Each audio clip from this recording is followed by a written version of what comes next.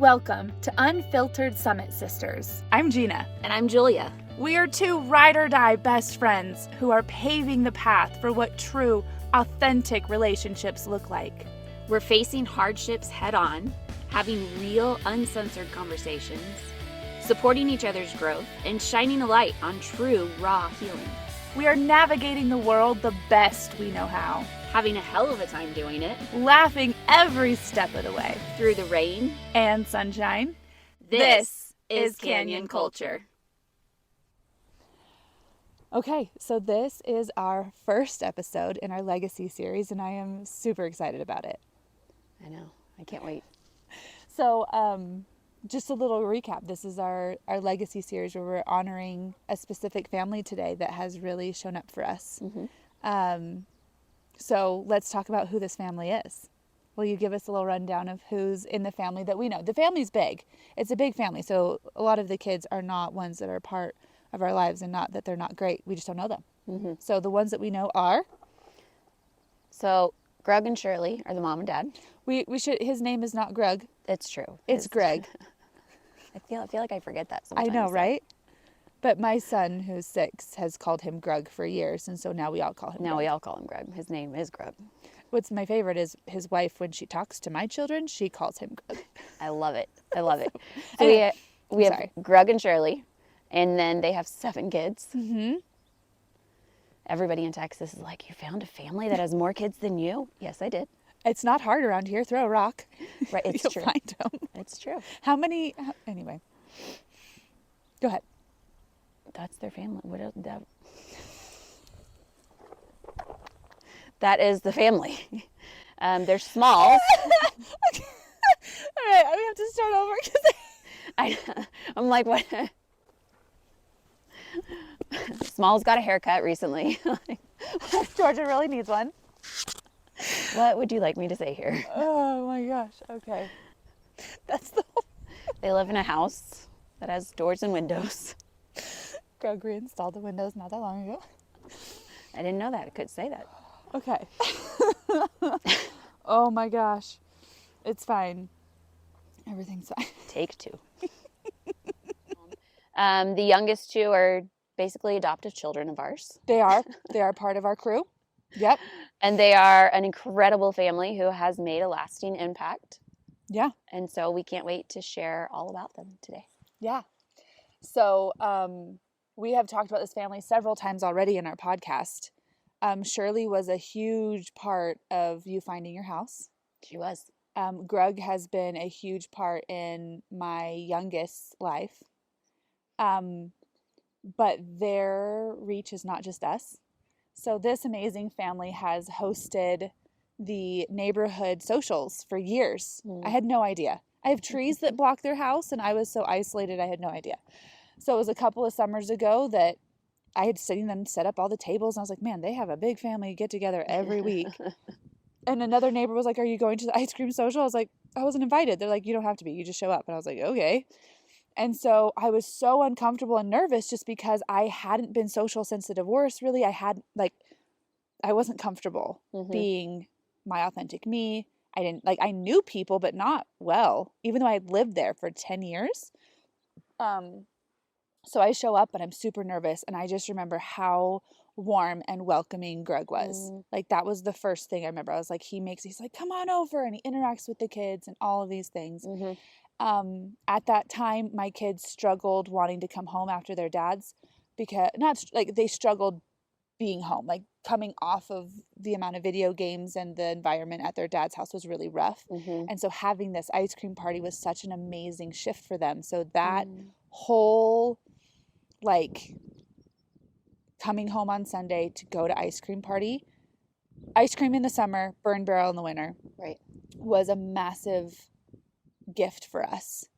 And I remember I'm sitting there and I'm watching Thomas, who was 5 at the time, and he goes up to Grug and he was like, will you play ball with me? And he's like not afraid of anybody and will ask anybody.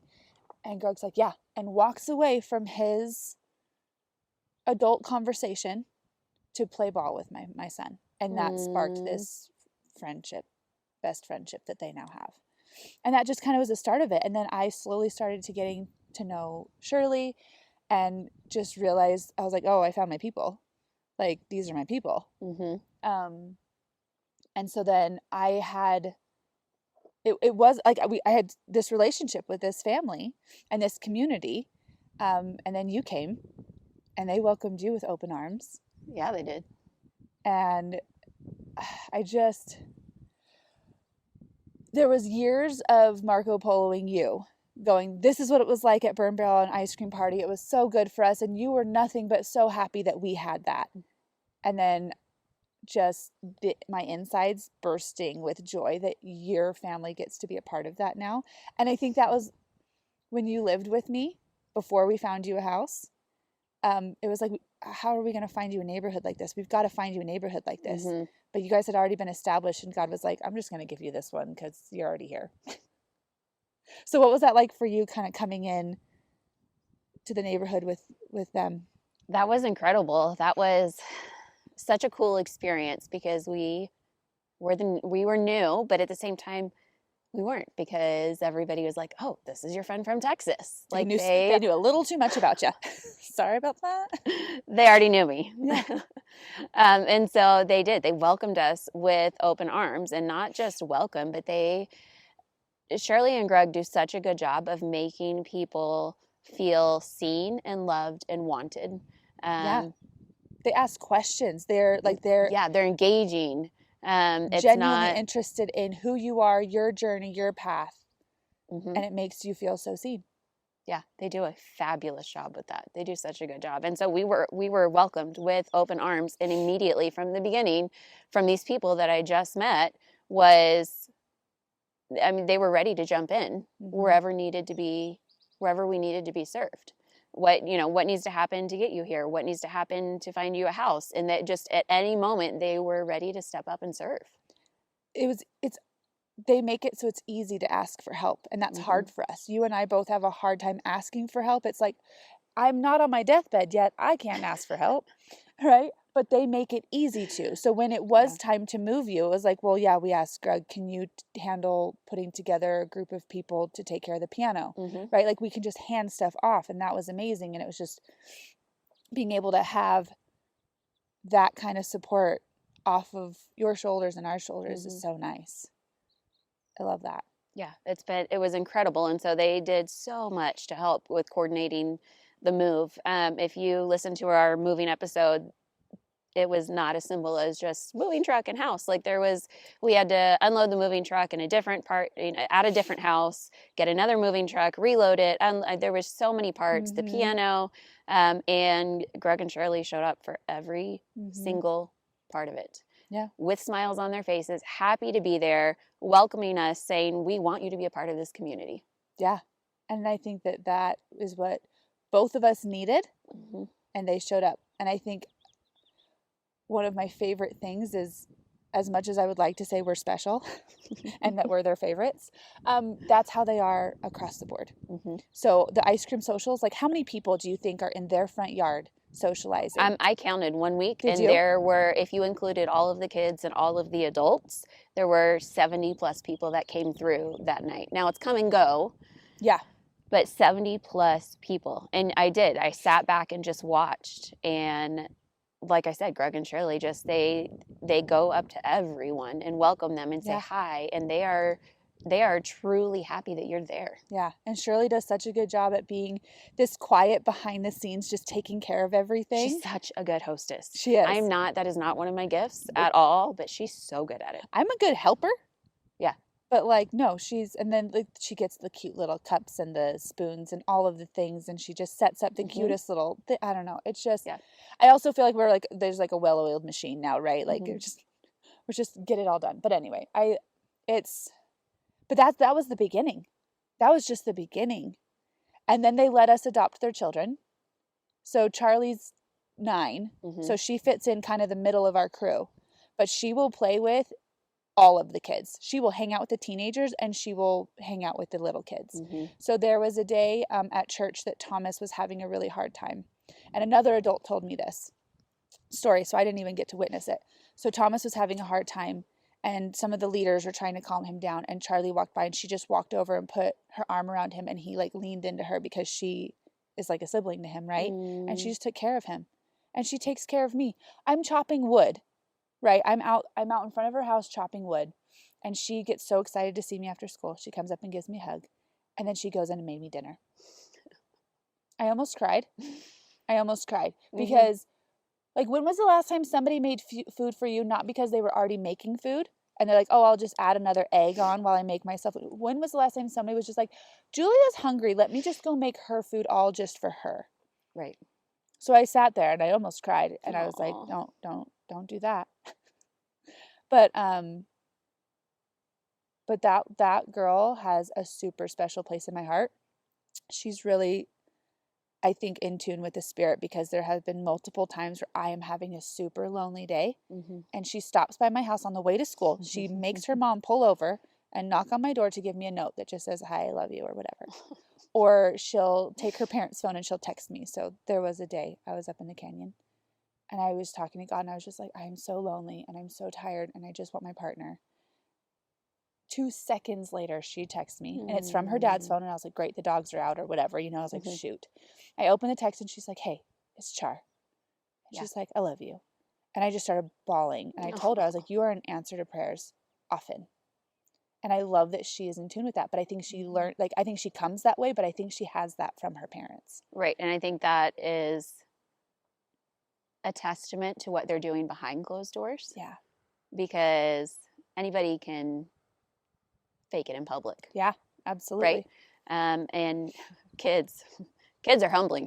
They will share all of your dirty secrets. Yeah, they will. To anyone. Yeah. And their kids are amazing. They are real and authentic and loving and serving and so kind. Yeah. There are often times where we're feeding them because they're over and they are helping pick up, and they're helping with dinner without being asked. And that is They a just fit in. testament to the things that we don't see, the things that are happening behind their closed doors in their own family. Grug and Shirley, y'all are doing a freaking awesome. Y'all are doing an amazing job. Well, because even like lately, their oldest daughter, who's pregnant with her third, like, we've gotten to know her a bunch, and I just like she made a comment the other day. She was just like, it's just Gina. Like we've been friends forever. And I'm like, yeah, we have, right? Like, Obviously. I'm like so excited that she feels comfortable to share with us. And I just feel like a part of the family in a way that's like so accepted and loved. Yes. Just like, oh, I'll tell Gina everything because it's just Gina. Well, and we can't forget about Fluffy, who gives us training advice all the time. We can talk to him about any kind of training things. Fluffy is the oldest daughter, Kaylee's husband. Yes. Oh, and their daughters. Like, we can go on and on with the whole family. Yeah. So the grandbabies of Grug and Shirley are the cutest things ever. And they love us. Like, we will walk up and they will come up and give us hugs. Like, I remember when one of the babies got hurt and she walked over and like looked at you, looked at me, looked at Shirley, and then sat with you. And I was like, oh my gosh, I love this. But yeah, we often have, so there's Charlie, and then there's McLean, who is my oldest age. Mm-hmm. And it took a while for him to join our little crew. Yeah, he needed to warm up a little bit. But he did, and now he's there like every day, and he has added so much fun. He's such a fun kid. So he adds this level of just like goofiness that I think is perfect. But he also is super kind and helpful and grateful for that's another thing, is they're so grateful, like when we feed them or when we do whatever we do. They are grateful. They're like, thank you for dinner. Yeah. Or they get proud. They're like, I tried your food and I liked it. And they're just like, whatever. But one of the things that I love about the family that I mentioned with Charlie is they see a need and fill a need. And so what did they do for you around Christmas time? I'm like, which time are we talking about? Yesterday, the day before? Like, what exactly are we? Every Tuesday, what do they do? Around Christmas time, I think Grug asked me, do you have Christmas lights? And I said, no, I don't think any of it made it in the millions of moves that we've had in the last year. And he said, well, would you like some? And I said, honestly, I would love some, but I'm too tired and I don't want to put them up. Yeah. So thank you so much for offering. But I just can't this year. Pass. It's another thing. But you and I were out doing a bunch of shopping and we were exhausted. So then we show up to my house, and Grug and Shirley are at my house putting Christmas lights on my house. Installing them, yeah, on a timer.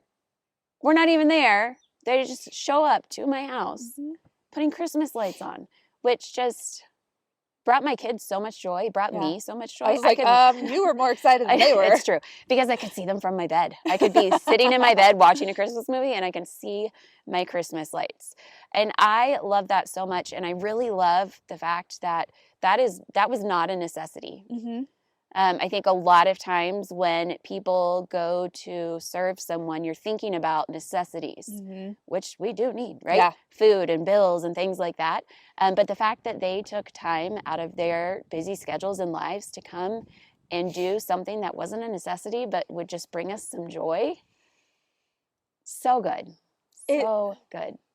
But that is the essence of Christ.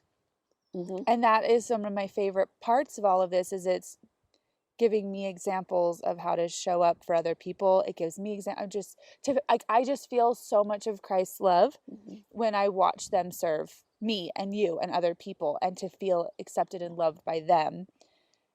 And we're at the point now where it's like, when we see them around town and we just get so excited to see them, and we wave at them like, hi, it's you. And we're just so happy to see them. And we just have this love for them because they've served us so much. But it is well known in the neighborhood that when we have a problem, we have Grug on speed dial. It's true. Oh, that poor man. True. But he is also, like, I was doing sprinklers last week, and he was just like, I was complaining about sprinklers. He's like, I can come help you. I was like, you do plenty. And he's like, no, I'm happy to help you. I'm like, you're exhausted. You do this for like a living almost. Like, you don't need your sprinklers. And he was just like, I will come help you. And I was like, okay, sorry. And so then I'm elbow deep in my sprinklers, covered in mud. Learned I was triggered by sprinklers from my marriage. That's a whole story. And so I'm crying, but like, it's been years of me hating sprinklers. That job is not hard. It's annoying, but it's not hard. And every year I'd be mad. I'm like, why am I mad? So I'm elbow deep, and I'm realizing that I'm triggered by some past stuff with my marriage with sprinklers. And so I just go to Grug's house, and I'm like, can I dig in your sprinkler box for parts? I'm like, he's like, what happened? I was like, it broke. He's like, okay. And so he digs out some stuff, and he's like, well, we'll use these parts, and there you go. And I'm just like, thanks. Like, I don't know if he knew I was crying. I don't know if he knew that it was that dark of a moment for me. Aww. But he just showed up. Like, I just walked over, and he's like, what you doing? And he's just so happy about it. But then I also had another day where it was just a sunny day, and I just needed to be around the sun, and I needed to be around friends. And I text Shirley, and I was like, do you want to walk today? And she's like, I can't walk. I've got these things going on. But she's like, well, we can hang out on my front porch. And so I just laid on her front porch, and she came in and out of her house doing laundry, and we just sat and talked all afternoon. I love that. Shirley's like the older sister that I never had. Talk about unfiltered conversations. I'm like, if I'm like, who can I talk to? I'm like, Shirley. We have a list of conversations, things we can talk about on the porch, things we just talked to Shirley about. Just Shirley, yeah. But she's got a real similar sense of humor, and she's willing to go dark, and she's willing to go with the really inappropriate. Yeah. She's ready to ride with whatever. So we have these amazing shirts that my niece actually had, and I was like, I need one of those. So I found some on Amazon, and it says kind of hungry, kind of horny, kind of tired, kind of want a tattoo. Yes. And I say, you pick a day, and we feel those things. So we bought the shirts, and I was like, I know Shirley's gonna love this. So we show her, and she's like, I love it. She's like, I want one. We quickly ordered her one. Yes. And we have our matching shirts now, but she's always ready to just vent with us about men or kids or whatever. I don't know. I just always feel so seen, and I'm like, oh, Shirley's going to get this. Yeah, absolutely. She's going to be a place where we can feel totally validated. Not that we need it, but it's always nice to have a crew. No, I feel like I could call her at the drop of a hat. Yeah. No hesitation. Yeah. But I also have to say, one of my favorite things about Shirley is how much time and effort she devotes to God. And that's not something people see. She's big on podcasts, and I want to say the majority of her podcasts bring her closer to God. Some of them about murder, which I also love. That feels appropriate, though. True crime, which is the best. So it's like amazing. But then I have some questions for her later. I need some notes. But then she like, that's part of it. I think that she's able to serve the way that she serves, and she's able to teach her kids through actions because she pours so much of her time into learning and teaching and serving. Yes. And I love that. So we have great example of that, and somebody who's real and authentic and loves God, but will wear a shirt that says the things that it says on it. Real things. Real things. I'm like, this is my people. I love how, well, I mean, let's just say it. I love how Grug is a father role model. Okay, so I didn't think I was going to cry. It's coming. I know. I can already feel it. For our kids. Yeah. He is very intentional to make eye contact, to say hi to all of our kids. And I know he's doing it intentionally. He knows. He knows that they don't have a dad. He sees the hurt. He hears us talk about hard things that we're dealing with or that they're going through. He asks questions. Yes. If you don't, he asked questions early on, and I feel like he shows up in the areas that where the questions were asked months ago, right? Does that make sense? Like, so he asked questions in the summer about what it's like for the kids, and is showing up months and months later. And so he'll go play ball with a kid. He took Thomas. You got to tell that story. So we had talked earlier, a couple episodes ago, about how Thomas, who's 6, really struggling, depression, like as a mom, really hard to watch because it's out of my hands. So as we took him to the therapist that we see, he's like, he needs a father figure. He needs a dad. He needs men in his life who are going to rough and tumble, who's going to set boundaries, and who's going to be loving. Cool. I'll just order one off Amazon. Right. Like, is it Prime or do I have to pay shipping? But that's how I felt. I was actually really upset. I was crying, and I was just like, I can't provide that for him. I have amazing men in my life. I get that. But like, as a single mom, you try so hard to provide everything that they lack. And you can't. And that's what the doctor's teaching me. He's like, you're not his dad. You can't show up as that man figure. So as I'm telling people in the neighborhood about what's going on with Thomas, because he is breaking windows and breaking TVs, and he is throwing stuff out. Like, he is destructive and visibly, like, no color in his face, right? Like, we are in a dark space. Dark compared to where he normally is. Right. And Greg just shows up consistently for Thomas, and has for a couple years now. But the specific story you're talking about was a couple weeks ago. We had what's called General Conference for our church, where our prophets and apostles speak, and so it's televised. And there's several sessions in between. There's 2 sessions on Saturday, 2 on Sunday, and so between sessions you kind of find something to do. Like, I trained, kids play, whatever. So Thomas said, can I hang out with Greg? And so I text Greg and I said, Thomas would like to hang out. Are you available between sessions? And he texts back quickly. And I learned later that Shirley is doing the thing that Shirley does, and she is quietly in the background saying, you have errands to run. You should take Thomas. And so she's doing her part in getting Thomas a father figure. And so he said, I have to run errands, but he's welcome to come with me and another neighbor that we're going. And I was like, he would love that. So Thomas goes and runs errands, and they go to like the feed store, and they go get a hot dog that is the size of Thomas's torso. Nothing special. And I get these pictures back, and I haven't seen that smile in months. It was in his eyes. It was like, anyway, anybody who sees the pictures, we'll post them because they're the best pictures ever. So I'm like training, and I get these pictures, and that's something else I love about Greg, is that he documents things. Yeah. Whether it's stuff with kids or stuff that I'm doing, he documents. And so I have these pictures of my kids doing cool things, or me driving a backhoe, and he's like, I took pictures for you. And I'm like, thanks, man. So he sends these pictures, and so I'm training, and I'm like, I can't cry right now. I am busy. He drops him off. Thomas has a time of his life. And I just go in my room and I just start bawling, because for him to take that time to do a normal thing, and I don't know, it was just a huge answer to prayers to have my boy get to have those moments, because his level of abandonment is a lot like your kids. Mm-hmm. And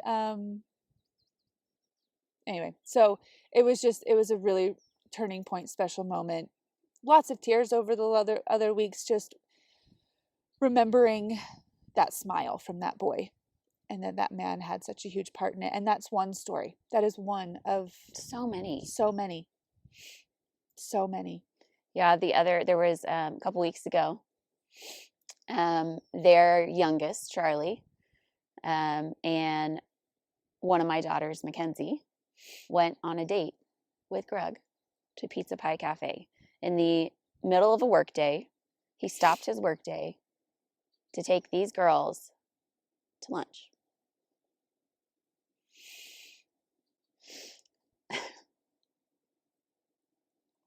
And that is really, I don't even have words for it. Because her own dad, not only is he not here, he doesn't even care if she has food or a house over her head. Literally doesn't even know she lives in Utah. Has no idea. But this other man is stopping his work day. He has 7 kids of his own. Yeah. To take his youngest and one of mine out to lunch for a special date. To make her feel seen and special. And I think my favorite part is how our kids all feel about both Grug and Shirley. Mm-hmm. And so, because they've made an effort with the kids love them. Mm-hmm. And so to get that one-on-one time, hearing Mackenzie talk about her date with Grug. Yeah. And she's like, oh my gosh, we went and we did this. And it's not that she went out to eat. It's not that she had pizza. It's that Grug took her. Yeah. It's that. Because we are doing our best, but we only have so much to give. And this family decides that they can give more. Mm-hmm. And so our kids get to have more because they decide to give more. Yeah. And that is the whole point, that these stories are what started this series, because there are several people in our lives that show up for our kids like this. Yeah. So as much as we are trying our hardest to give them everything, we can't. And God is putting people in our lives who listen to the Spirit and who want to be conduits of His love and want to be tools in His hand. What did you call it? Be His hands and feet? Being the hands and feet of Jesus on this earth. And they show up. And so to hear the big girls, I remember they were like, oh my gosh, we went in and we just like hung out in the kitchen with Shirley and we ate cookies and we just got to hang out with Shirley, and they just, I'm like, they do. The teenage girls especially really love Shirley. They all love Shirley, but there's the teenage girls really connect with her really well. And I just the gratitude I think that we both have for this family, to put so much time and effort and love into our kids and us. Yes, that is a huge part. It's not just our kids. Like, there have been nights where we go porching and I am barely holding on. Yeah. Barely holding on. And I can show up to that porch as my authentic self, no matter what I'm like that day. I have a spot on that porch. Yeah. Yeah. Same. Just yesterday. Losing my mind. And I said, get me out of here. They said, let's go to dinner. Yeah. It's like, it's just to feel God's love so intensely through these people who choose to listen to that prompting to show up. And I think that I want to stop and point that out for a minute, because when you are sharing God's love with someone, it's not about showing up with a Bible and reading scripture and praying for them. It's building those relationships, and it's showing up in their lives first. Yeah, and being authentic and open and loving. And Shirley and Greg do an amazing job. They're some of the best examples out there. And I don't even know if they realize. I don't think they realize the kind of impact they have on our lives. Mm-mm. We don't cry. We do actually a lot on the podcast. God, it fell out again.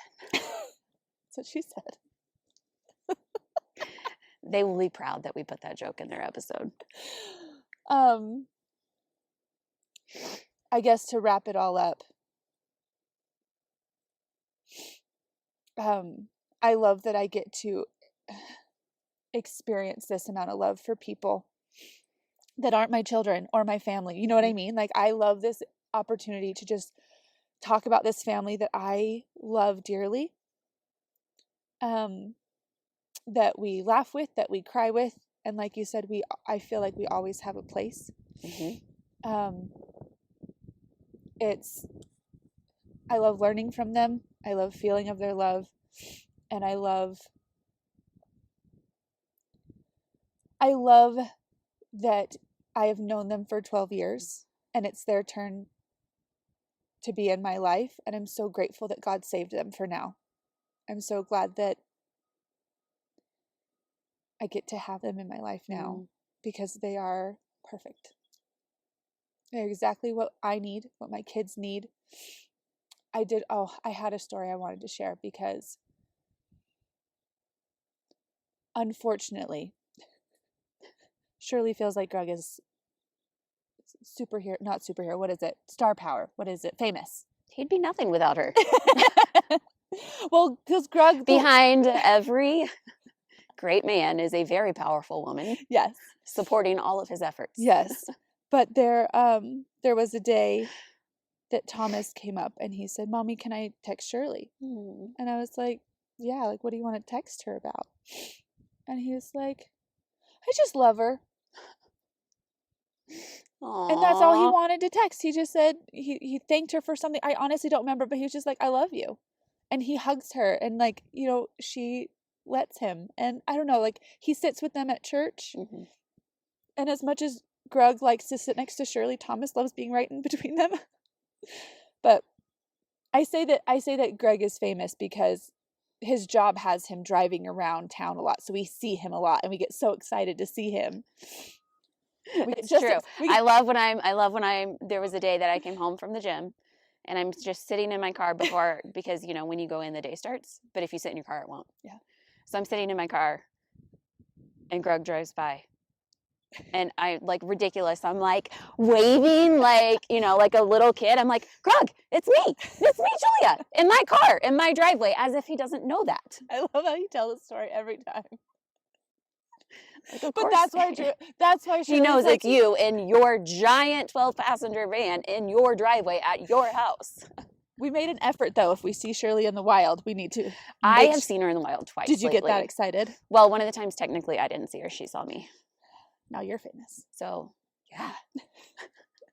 Thank you. I love that they match our energy with that kind of stuff. They do. But I don't know. They bring so much light and love. And I think that is our purpose on this planet. There's so much, like, if we want to be Christ-like, if we want to follow in his footsteps, that is to be Christ light and love. And they exude that. They amplify that. And as much as I want to say we're their favorites, they do that all over. That porch is slammed with people. We always have a spot, but we're not the only ones. It's not the four of us. Sometimes it is, but we're not the only ones. It's true. There's other people. And I love that these are people that my kids get to have relationships with. And I get to, when we give them examples, I often will be like, you know, how does Mama J handle this? I add, how does Grug do this? So we didn't talk about this. We didn't even talk about talking about this, but I feel really led to. You and I, at the very beginning of you moving here, at the beginning of our divorces and everything, we're like, do good men actually exist? What does a good man look like? Because for me, and I don't remember about you, but for me, I was like, there's either you have flaws and you're abusive, or you're Jesus. There's no in between. I don't know what a flawed human man who is a good man, I don't know what that looks like. And we have been searching for a while. Right. And then you moved here and God was like, bam, bam, bam, bam, bam. Here's a bunch of them. And we're like, oh, okay. But Grug is that leader for us. He is, we have had conversations. We're like, what does it look like for you to be flawed, but also show up as a good man? And they have been so kind to be honest and open. And I love that they've been open because they share stuff that is real. They're like, this is a problem we had and it was real. And you're like, okay. And this is how we got through it. And that showcases, it never diminished how good of a man Grug is or how good of a woman Shirley is. It showed them as real humans and as good. Yes. And so I am so grateful that they both are willing to do that, and that Grug gets to be that example of what a good man looks like, who serves his wife and his kids, who makes mistakes, but loves God and partners with God and shows up. And that is a huge blessing for me. And I get to, as I'm describing to my kids how to treat their partner, I'm like, have you ever seen Grug treat Shirley that way? They are one of my first examples that I run to. I love that. I couldn't agree more. Okay. It's beautiful. They're the best. We should go have dinner with them. I know. Now I'm like, we need to go hang out with them. We need to hang out. Now they have no idea that we did this, but so let's end with this. Okay. Grug and Shirley, we love you guys. We want to give honor where honor is due. And so thank you for showing up in our lives. Thank you for being exactly who God created you to be. And thank you for being a conduit of God's love to not just us and our babies, but to our entire community. Thank you for giving us a place to be our authentic selves and for healing, for us to have a safe place to explore and a safe space to heal, because I think we need that. Thank you for being you. Thank you for loving us and our babies. And we love you so much. We love you. Thank you for listening to this week's episode of Unfiltered Summit Sisters. Come join us on Instagram, Facebook, and TikTok to get a sneak peek into our lives. It's beautiful, chaotic, crazy, and fun. What else would you expect raising 10 kids? All the links you need are in the show notes. See you next week.